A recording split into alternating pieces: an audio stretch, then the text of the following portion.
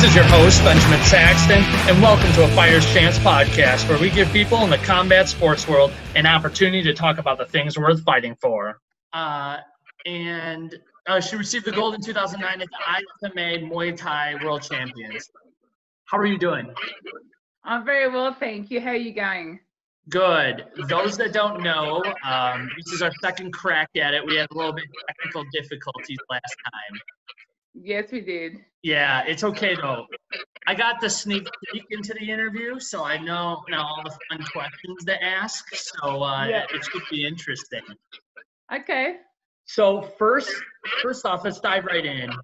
7-time Muay Thai champion. That doesn't just happen overnight. So let's kind of talk about your training on, because this is a pretty fascinating story for someone who's as accomplished as you are, and how you kind of got into Muay Thai. So let's hear this story. So I got into. I was actually just I was working in a corner shop, after school, and my boss at the time, he owned a martial arts school, and when I turned 18, he said to me that I should learn some form of self-defense. And I thought, I had a bit of an attitude. I thought, I could talk my way out of stuff. And I thought to myself, and especially kickboxing, I thought you would have to be crazy to do that type of sport. Like who in their right mind want to get in the ring and punch each other? So basically, a friend of mine went to one of his self-defense classes, and they used me as a guinea pig. And I started to see that there was a bit of technique involved, and there was strategy involved. I thought, hold on a minute, this is like a game of chess. Mm-hmm. It's not all just about going in and just punching and kicking or anything like that. And during those couple of classes, there was an Australian kickboxing champion there, and I said to him, come on, John, show us some kicks. And he held up his kick shield, and I started kicking, and I basically didn't look back from that moment. But in terms of competing, I was training for maybe 6 months. I was learning all these skills. I thought to myself, well, how do I really know that it actually works? I thought, I'm going to have to find out. And that's when I said to my coach at the time, I said, I wouldn't mind having a fight. And he said no. Oh, okay. I'm not sure if I told you this last time, but no. He said no, flat out. He said flat out no. He said, I'm not going to teach you how to fight. I'm just going to show you all the self-defense stuff and how to counter fight and move around and be evasive. And but no, I'm not going to. Did he not think you were serious about fighting, or what was his reasoning for that? He didn't want me to get hurt. Oh, okay. So basically, he said to me, so I went from being a non-athlete, no sport, this twig of a girl, to being an athlete. And he said to me, after pestering him for months, he said to me, if you can get through this 6-day training regime, he goes, I'll let you fight. You can fight in 3 months. And I got through it, and it was a week of hell. But then 3 months later, I ended up having my first fight, and I thought I'd only have maybe 1 or 2 fights. I never envisaged that I would go as far as I did, because at that time I just finished school. I just finished high school. I just started college. I thought I was going to be a advertising guru, an executive, but I ended up being a fighter. So your first fight, right? You talked your way into the first fight. He's like, no, you're not doing this. You're like, no, I'm going to do this. You go through training, you get your first fight. How did you feel going into it? Were you a little nervous? Or after you're like, okay, I can hold my own? No, I wasn't nervous at all, because, I was 18 at the time, and he told me, he said to me when I first started training, if you stick at this, you're going to be awesome in 6 months. And, telling a young girl that she's going to be awesome at fighting, I thought, hey, I like the sound of that. And I was fully confident. I was so confident, because he told me that I was good. So I believed him automatically. And the girl that I fought, she came from like a bit of a rough area in Sydney. So when she turned up to the fight, all my friends thought I was going to lose. So she looked big, she looked strong, you know. And I thought seriously I was going to lose, but I won my fight. I won my fight. So I was pretty proud of that. But from that moment, from my first fight, it's thinking that I was so good. Even though I won, it really brought me down to earth because I learned so much from that fight. And from that moment, that's when I really put in the hard work after that first fight. Well, that's good that he, he told you were going to be great. You're like, all right, let's do this. Light switch, confidence. That's great. I don't want to move past this because I think people should know, but you touched upon not being an athlete, right? You were very much in academia, traditional upbringing. Talk about how this kind of transitioned with your parents, being 18 and starting to fight, because I love this story. It was, it was actually quite tough. I had to make a decision. I had to go against the grain. My parents never came to one of my fights. They never supported my career at all. They had absolutely no idea what my capabilities are and were and how I am even now pretty much. They just wanted you to, go to school, get a career, get married, settle down. They're very traditional Europeans. So they came from nothing.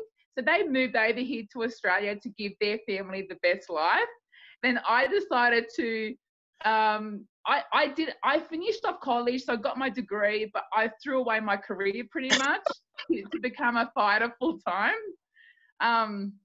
So yeah, they didn't like it at all, but it was tough. And I thought to myself, if I don't do this now, when I'm 40, I'm going to regret it. So it's now or never. How did they find out you were fighting? They found out I was fighting in our local newspaper, because back in the day we didn't have social media. So basically, the newspaper would turn up on their doorstep, and there I would be in the sports section of our newspaper. Wow. I have a story actually. One night I came home. It was 3 a.m. I was a little bit busted up. You could never cover up the bruising or anything like that. So it was just all, I'll cop a mouthful. But I turned up at 3 a.m. and there was my mother waiting, wondering where I'd been. I couldn't tell her the truth. I just got out of the ring. I just won the Australian title. And so I walked in our door, the Australian champion, but I couldn't tell her, so that's hilarious. Yeah, she found out in the newspaper in a week's time. That's so funny. You win the Australian title, cloud nine, you just kicked ass, walk in. Oh no, nope, none of that happened. That's right. But when so after I finished my degree, I went and got a normal job. I went and got a job in marketing, as you do full time, and I had to wear a corporate uniform. So I ended up quitting. I quit 18 months later after I got my job. But my parents never knew, because I never told them until 3 months after my mum cottoned on to the fact that my uniform had never been worn in the last three months. So that's crazy to think, how much success you would have had. Let's just say you started around, some of these other fighters have started when they were young training, and you to pick it up at 18 and kill it, to be honest. I mean, seven Muay Thai championships, that's amazing. Yeah. Maybe you can transition and talk a little bit about how those tournaments were and the struggles that, just being in it, where you have to fight multiple times in a week, and that toll that it brings on your body, and being able to have that mental fortitude to kind of push through that and deal with those injuries. Well, I knew that you have to be extremely conditioned to be a fighter. So nothing was going to stop me from winning. That was it, you know. So for my coach, it was really hard for him to hold me back, to say, it's okay for you to train at 80% today. You don't have to go at 110, because you never had to tell me to turn up to training. You had to tell me to stop training. That's the difference. So when you find someone that walks into your gym that you have to tell them to stop, that's when you know that they're going to go far. You know, but in terms of the world championships, it's actually quite tough. You don't know who you're fighting. You fight multiple times in 1 week, which means that you got multiple weight cuts. Yep. In 1 week, so you don't have just one weight cut. You may be cutting weight maybe 3 times in that one, which I did 3 times in the 1 week. So you'll cut weight. How did you handle that? Like cutting weight that many times? Like physically, how were you able to handle that? Was it a lot of weight you had? Well, I didn't have to cut a lot of weight, so it was maybe 1 or 2 kilos. Okay. Before the fight, but to do that repeatedly again. All right. And then again, see what happens in the world championships. You weigh in on the morning of your fight, so you don't want to be 3, 4, 5 kilos over. You want to be at the most 3 kilos. 3 kilos. You can knock that off in the morning, but then you'll be fighting a few hours later. So you need to rehydrate. Yeah. Nobody, I wouldn't say nobody, but most 90% of fighters fight at a weight division where they cut weight. Yeah, that makes sense. They do it. So I made sure before going into the world championships that I dieted down where I was only like maybe 2 kilos over, which is I think about 4 pounds in pounds over. Yeah. So and then you cut weight, and then you'll fight. Then you have to try and rehydrate to fight. Then you have to try and recover, carry those injuries into your next fight, cut weight. I remember going into my 3rd fight, I had to cut more weight because your body wants to. It's hard to keep that, to walk around at fight weight for X amount of days. So that last day, I struggled just a bit mentally to try and cut that weight. Because all you want to do is go in and fight. Right. You know, the cutting the weight was the worst bit, especially on the last day. And I remember I was in 2007. I was actually fighting at a 2 weight divisions above, so I didn't have to cut weight at all. So I was fighting a girl. She would have been coming down from maybe around about 80 kilos down to 75. Wow. So I was walking around like not cutting weight at 70 kilos. So I wasn't even in the weight division.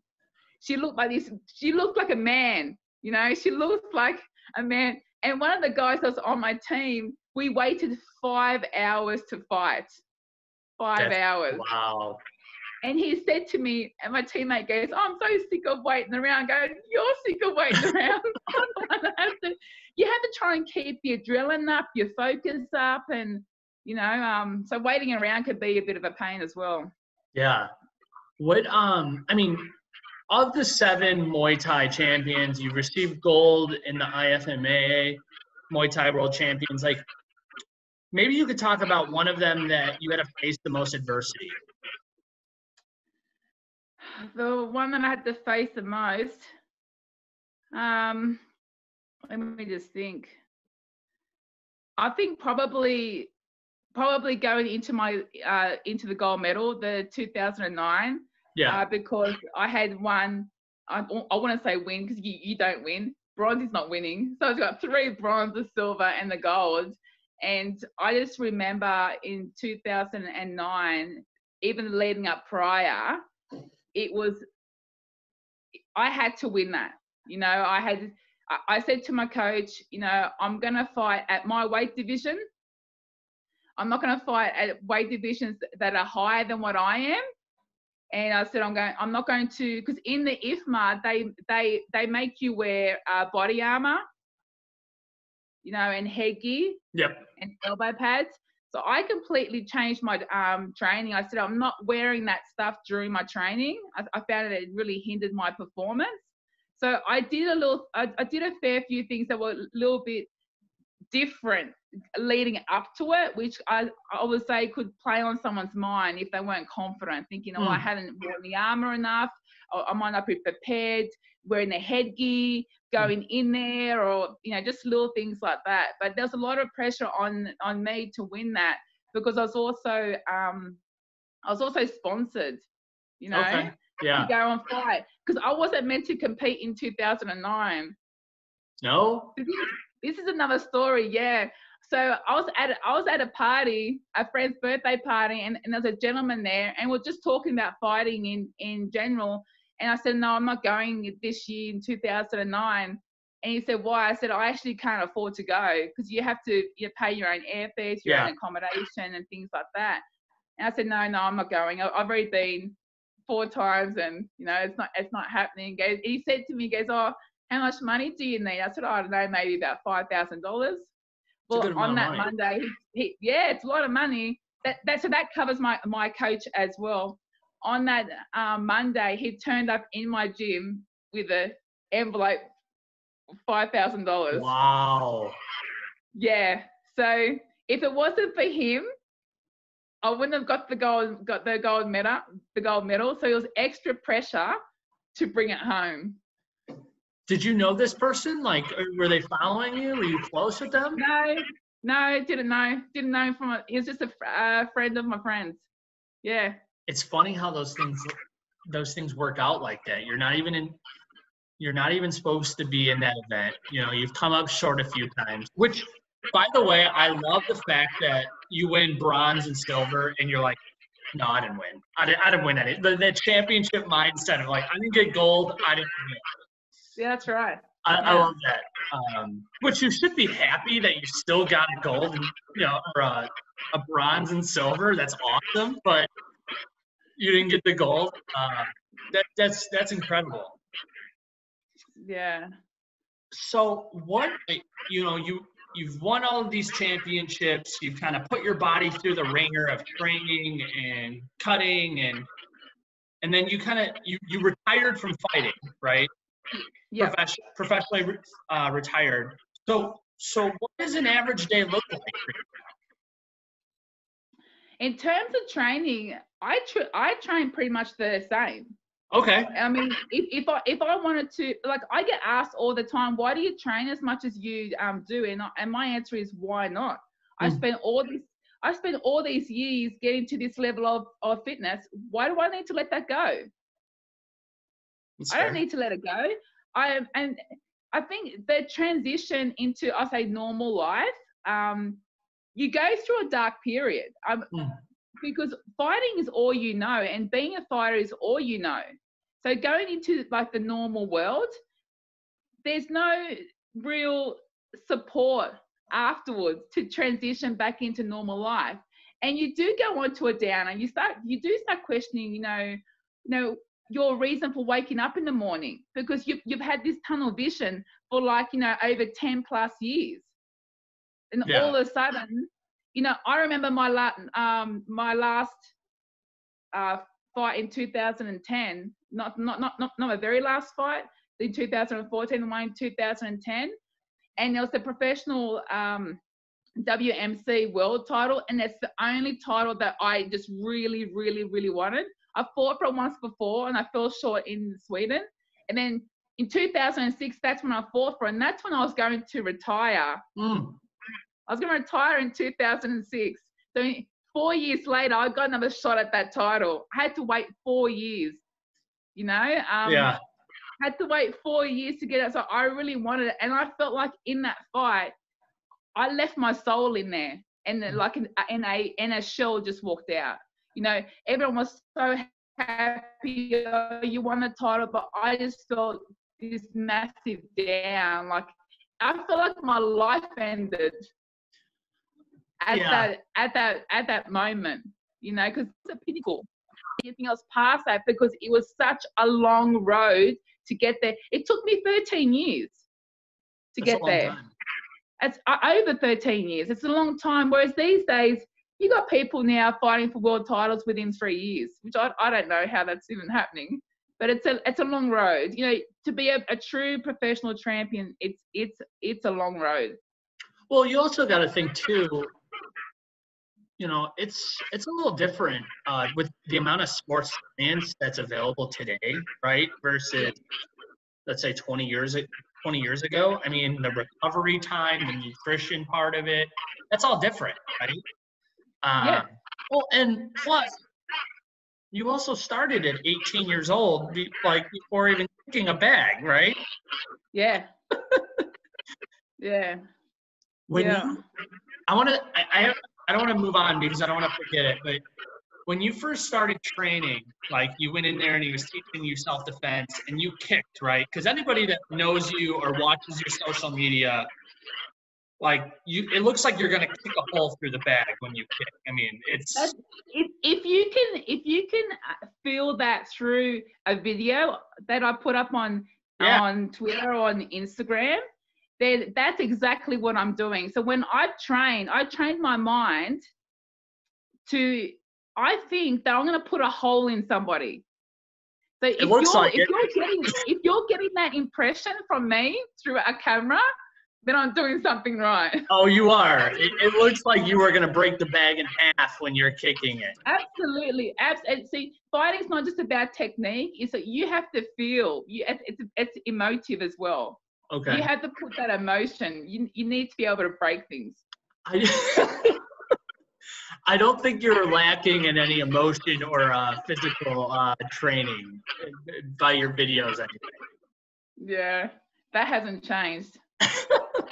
Well, so back to my daily life. Yeah, my training hasn't really changed. I still, those videos are still current. I'm actually probably stronger now than I was even 4 years ago.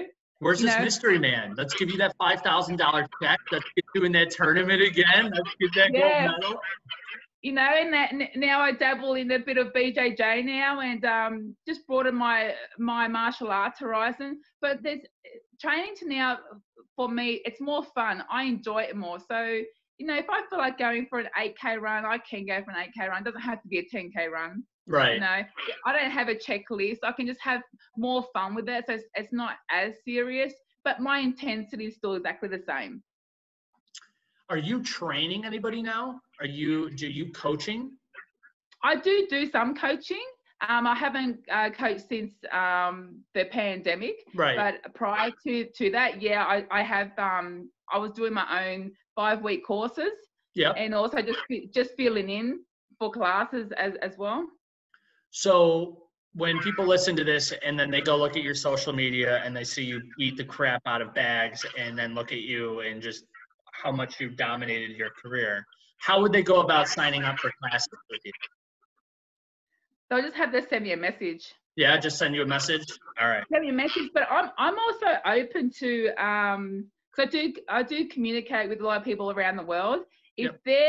If they're not sure about, if they want my advice, they want me to critique their technique, they're more than welcome to send me a video, and I'm more than happy to give them feedback. So I love sharing my knowledge. So if I can make a difference, I always welcome that as well. That's awesome. And I'll make sure to put all your information in the description so they can reach out to you if they want to send you any videos.